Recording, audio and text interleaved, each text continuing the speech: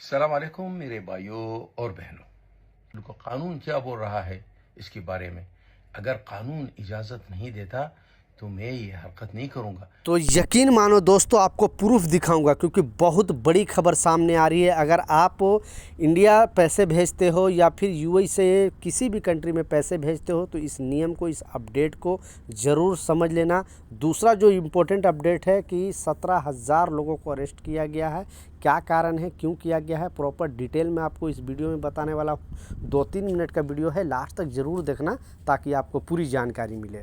तो आप अगर यूएई के किसी भी स्टेट में काम कर रहे हो या फिर खाड़ी देश में काम कर रहे हो तो सारे लोगों पर ये अपडेट जारी किया गया है, सारे लोगों को एडवाइजरी जारी किया गया है। तो इस अपडेट को ज़रूर जानें। तो पहला है कि जब यहाँ से आप पैसे भेजते हो, क्योंकि आपको मालूम है कि लगभग दुनिया में सबसे ज़्यादा जो भारतीय रहते हैं वो यूएई के अंदर रहते हैं, यानी 40 लाख भारतीय दुबई के अंदर रहते हैं और सबसे ज़्यादा पैसे यहाँ से ही भेजा जाता है भारत में। तो उन लोगों के लिए पहले भी एडवाइजरी जारी किया गया था एम्बेसी द्वारा और यहाँ की गवर्नमेंट द्वारा, लोकल पुलिस द्वारा। दुबई पुलिस पहले इन्वॉल्व नहीं थी इसमें, लेकिन अब इन्वॉल्व हो चुकी है, जिसे बोलते हैं, आप लोग सुना होगा, मनी लॉन्ड्रिंग। बेसिकली जो टैक्स की चोरी करते हैं, आप 1 रुपये टैक्स की चोरी करो या 1000 चोरी करो, आप चोर कहे जाओगे अगर पकड़े जाओगे तो ये जो अपडेट है, ये खबर है, आप ज़रूर सुन लेना। अगर आप इंडिया पैसे भेजते हो तो एडवाइजरी इसलिए जारी किया गया है कि बहुत सारे लोग क्या करते हैं, अभी भी कुछ लोग बाज ही नहीं आ रहे हैं और इलीगल तरीके से पैसे भेजने का कोशिश कर रहे हैं। सिर्फ 1-2 रुपये का वो ज़्यादा मिल जाता है रेट। मान लिया अगर आपको एक्सचेंज में मिल रहा है 23 रुपये, 23.5 रुपये, तो 25, 25.5 इस तरह का ही वो लोग देते हैं। तो थोड़े से पैसे के लिए आप पर बहुत बड़ा प्रॉब्लम आ सकता है। इसके लिए आपको यहाँ पे जो ऑथराइज एक्सचेंज है वहाँ से ही आप पैसे भेजें। मैं बार बार एग्जांपल देता हूँ, जैसे लुलु एक्सचेंज है, अल फरदान एक्सचेंज है, अल अंसारी एक्सचेंज है, बहुत सारे यहाँ पे एक्सचेंज है, जबकि गवर्नमेंट उनको राइट दिया है कि वो यहाँ से इस तरह का काम करें। लेकिन आप जैसे कुंडी वगैरह से पैसे भेजते हैं बहुत सारे लोग, मैं खुद यहाँ पे अपने आंखों से देखता हूँ कि ऐसे लोग भी हैं जो इलीगल तरीके से पैसे भेजते हैं। तो पकड़े जाओगे तो बहुत बुरी तरह फंसोगे। जैसा बताया कि ये मनी लॉन्ड्रिंग केस में पहले दुबई पुलिस डायरेक्ट इन्वॉल्व नहीं थी, लेकिन अब डायरेक्ट इन्वॉल्व हो चुकी है।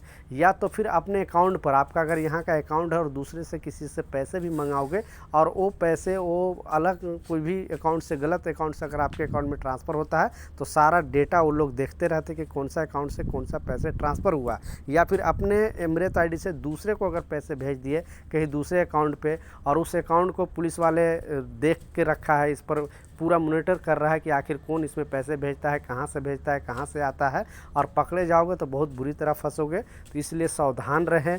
आप पहले तो अपने आईडी से दूसरे को, किसी को पैसे भेजने नहीं देना। कितने भी रिलेशन क्लोज हुआ है, कितने भी दोस्ती हो गए, तो इस बात का लाजिम ख्याल रखें। दूसरा है कि आप जो ऑथराइज एक्सचेंज है, या फिर अभी तो पे फ़ोन भी स्टार्ट हो गया। पहले क्या होता था कि इंडिया के नंबर से ही पे फ़ोन चलता था, लेकिन आप दुबई के नंबर से भी पे फ़ोन यहाँ पे खोल सकते हो और डायरेक्ट अपने घर पे जैसे इंडिया में पैसे ट्रांसफ़र करते थे, यहाँ से भी पैसे आप ट्रांसफ़र कर सकते हो। तो ये इंडियन के लिए बहुत बड़ी खुशखबरी है कि ताकि उनको एक्सचेंज जाने का भी टेंशन ना मिले और रेट भी अच्छा मिलेगा। तो अभी तक आपने पे फ़ोन का इस्तेमाल किया है कि नहीं, नीचे कमेंट सेक्शन में ज़रूर बताना। और आपको अगर विस्तार से वीडियो चालू देखना है कि किस तरह से इसको चालू किया जाता है, कैसे क्या किया जाता है, सारा डिटेल में मैं वीडियो बनाकर आपको बता दूंगा।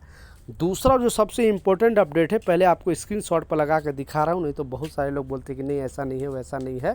तो इस अपडेट में जो बताया जा रहा है, और ये न्यूज़ है हमारे पड़ोसी देश, यानी जहां हम लोग यूएई के अंदर रह रहे हैं, ये पड़ोसी देश सऊदी अरबिया से न्यूज़ आ रही है।